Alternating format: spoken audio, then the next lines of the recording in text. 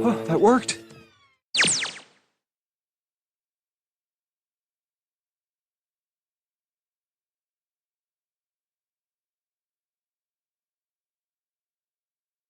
What?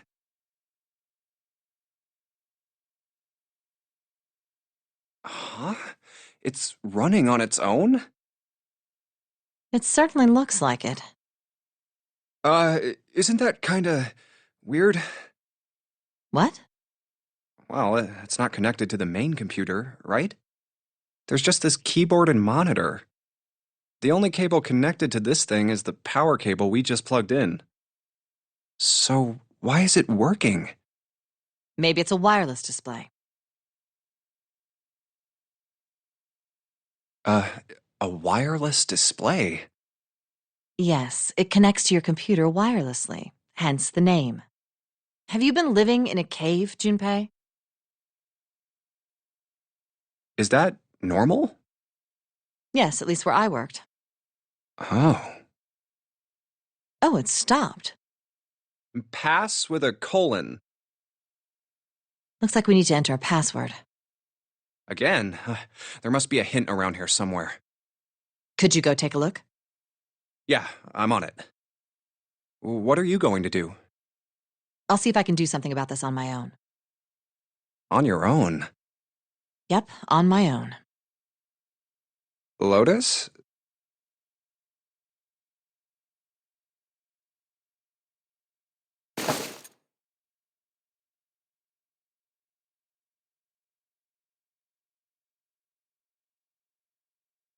All right, let's kick some ass.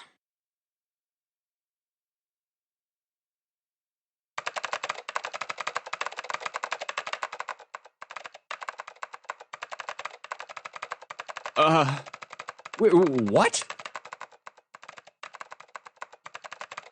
Didn't expect that, did you? Of course I didn't! You're typing so fast, I can't even see your fingers. What kind of job do you have? What are you? I'm unemployed at the moment. I used to work for a cybersecurity firm, but I quit. Why? Huh? Oh, it was just something. I see.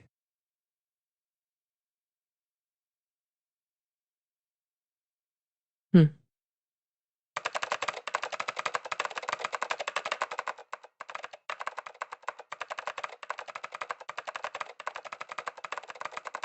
Oh, what are you doing now? I'm going to try and brute force it. Brute what? A brute force attack is... Well, the short version is that I just attack the thing head on. The long version? A brute force attack is one of the simplest ways to break a cipher. It checks every possible combination until it finds the right one. For a complex cipher, it can take a very long time. I'm writing a program that would run an attack like that on its own. It's not the most elegant solution, certainly. But given the circumstances, there isn't much else I can do.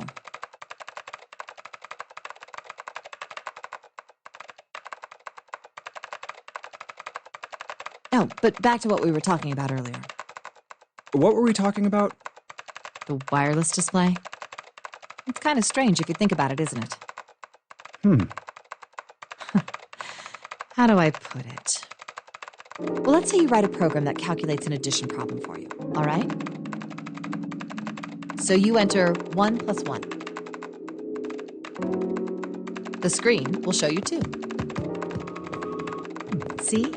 Isn't that strange? No? Not really. Oh, come on now. Of course a caveman like you would think it was strange. You said so just a minute ago. You're just not getting it, are you? Who calculated 1 plus 1? The main computer, right? You said it connected to the monitor wirelessly. Yeah, but someone who grew up in a cave wouldn't know that, right? They'd probably think that this thing here, the monitor, is doing the calculating.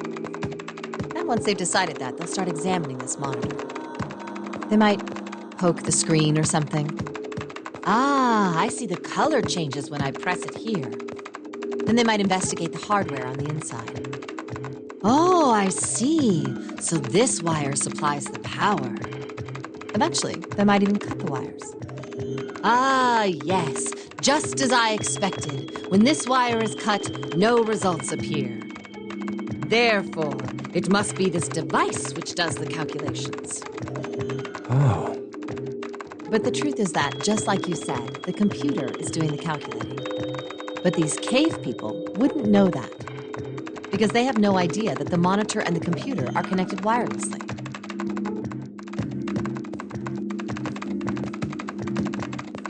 So, what are you trying to say? Nothing, really. It's just, I thought maybe. What if the relationship between human beings and our brains is like that? Huh? Well, let's say you stick a bunch of electrodes into parts of the brain.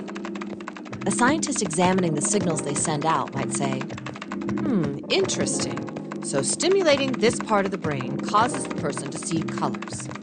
That must mean this neuron cluster controls that function. Okay, let's see what happens when I cut out this part. Ah, just what I thought. Cutting off this part causes that function to cease. Therefore, human thought processes must occur in the human brain. See? Doesn't it sound the same? Maybe the brain is just an output device, like this monitor. Maybe our thought processes actually occur somewhere else, in a main body. We just don't know it. We never even think about it. Just like those cave people wouldn't know about wireless communications. We can't imagine that there's some unknown medium that transfers information into our brains, where we experience that information as thoughts.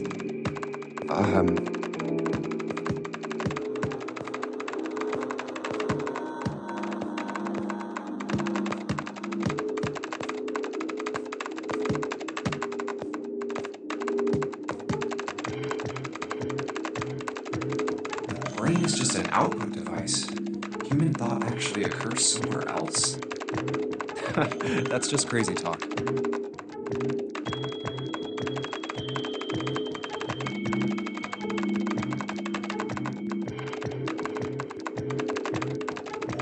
Maybe that's the cause of Seven's amnesia. If memory is actually stored somewhere else, in some sort of main body somewhere, maybe he hasn't forgotten anything at all. He's just having a difficult time accessing his memories because the monitor, his brain, has been damaged. Huh.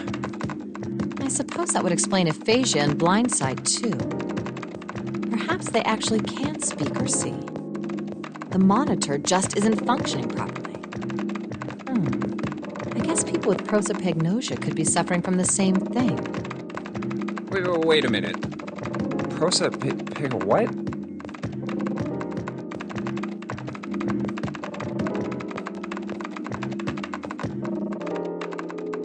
What? You've never heard of prosopagnosia?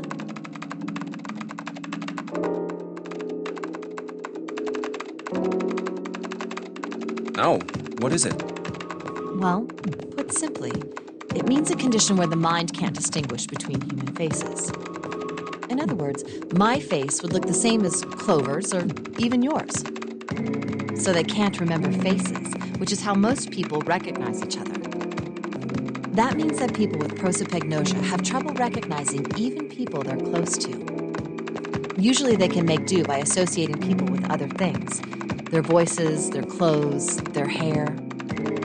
Does that mean other people's faces look like blanks? No, I don't think so. Well, you've seen monkeys, like in a zoo, right? To you and me, all the monkey faces look the same. Even though they've obviously got faces, it's almost impossible for a human to distinguish between them. The zoo staff that works with them would learn to identify different monkeys eventually, but you or I couldn't unless one had a scar or something else to set it apart. Well, that's how people would be to someone with prosopagnosia. Prosopagnosia. Huh. I didn't even know that kind of thing existed.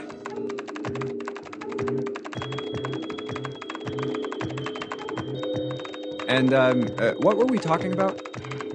The idea that your brain is just an output device, like a monitor. Are you serious about that stuff? Not really. I was just kidding for about half of it. What about the other half? Well, I guess I was just adulting. Not funny.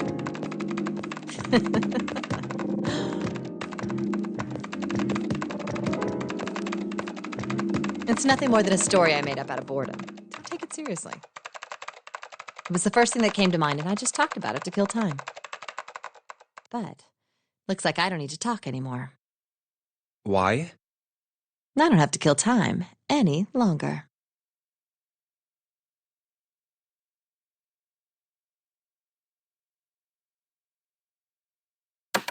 Oh, then you finished that brute whatever thing? I certainly did. And let's see what we got.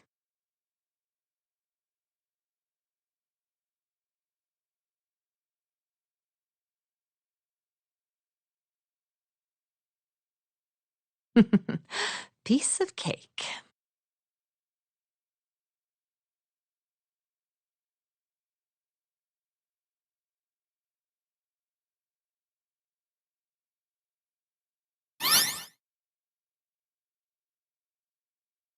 The screen changed again.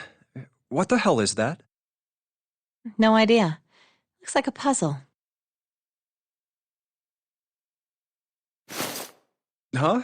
Aren't you gonna, I don't know, do more computer stuff? No, I can't do any more. It won't let me do any more programming. See? The keyboard. Nothing. So, there's nothing more I can do. Well, I guess I'll leave this to you then, Junpei. What? Let me take a break, all right? I did my part. Well...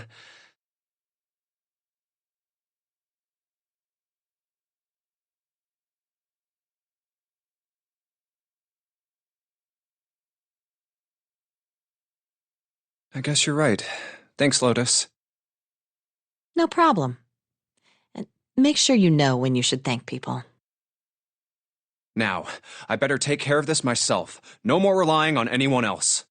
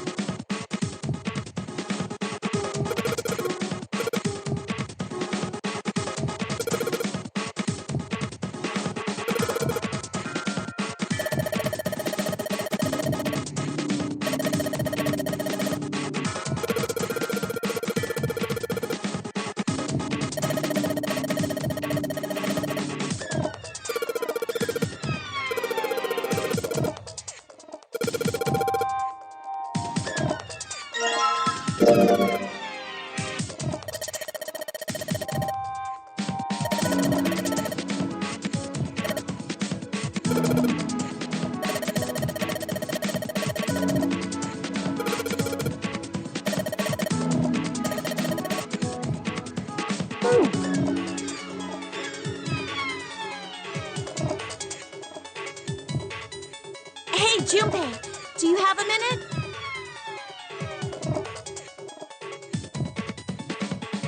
What's up? I wanted to ask you something. Hmm?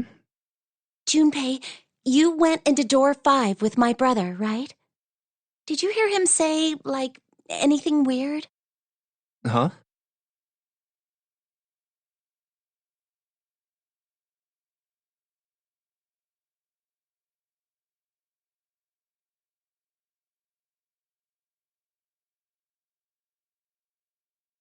Well, let me think.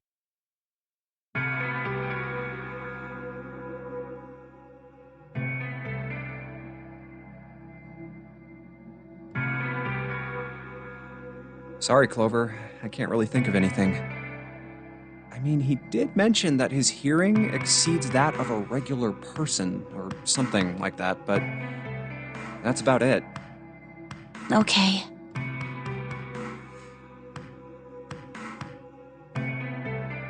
Hey, wait a minute. Hmm? Look, I don't know if I should ask you things, but if you don't mind, I was hoping you could tell me if. Is Snake, was he born. You're talking about his eyes? Yeah.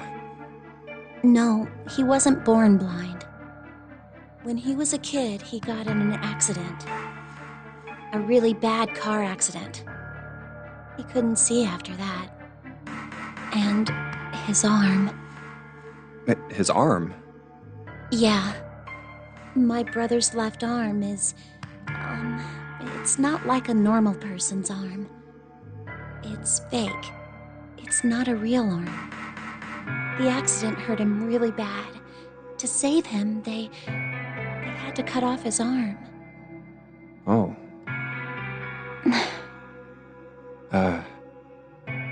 Is that all you wanted to ask me?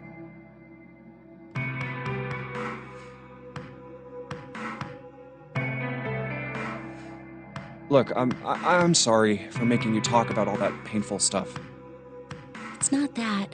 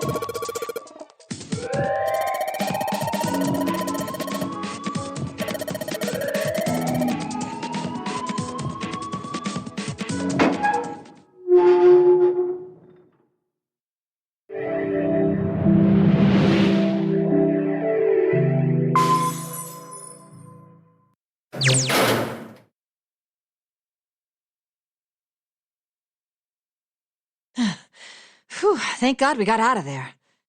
Yeah, finally. Oh, yeah.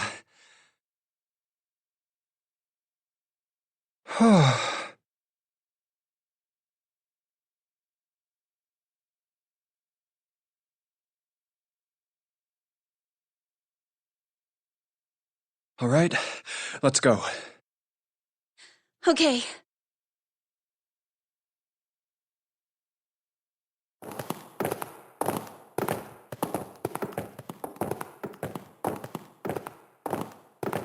Damn, none of these open. They're all locked. How about that one?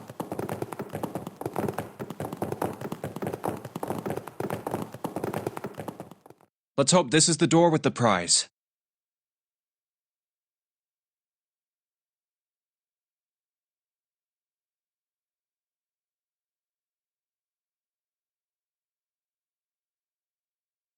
Jumpy! Huh?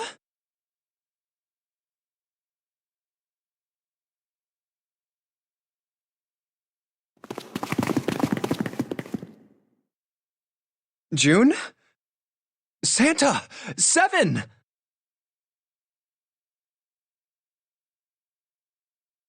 Hey, what are you guys doing here? What? But we didn't...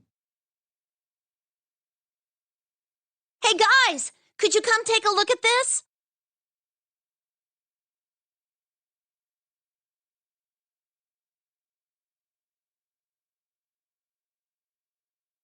Hey, on the wall. A map of the ship's interior? It says C deck. So it's the map for this floor, then? Door 7. And... Door 8. Yep, they both eventually end up at this hallway.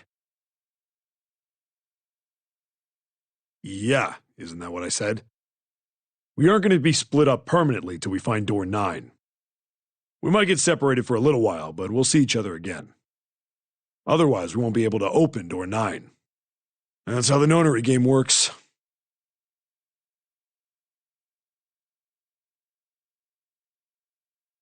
Wait a sec. This leads to...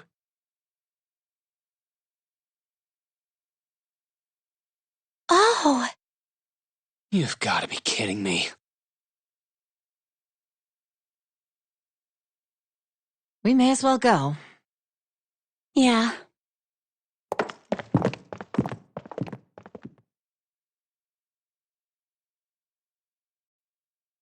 Oh, almost forgot. We should keep this.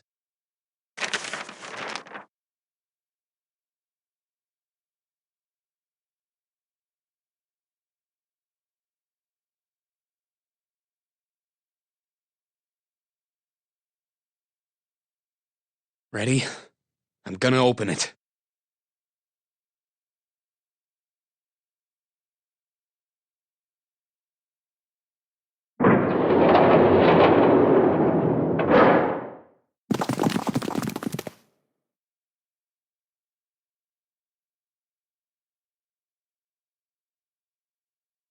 I knew it. We're back. In the hospital room.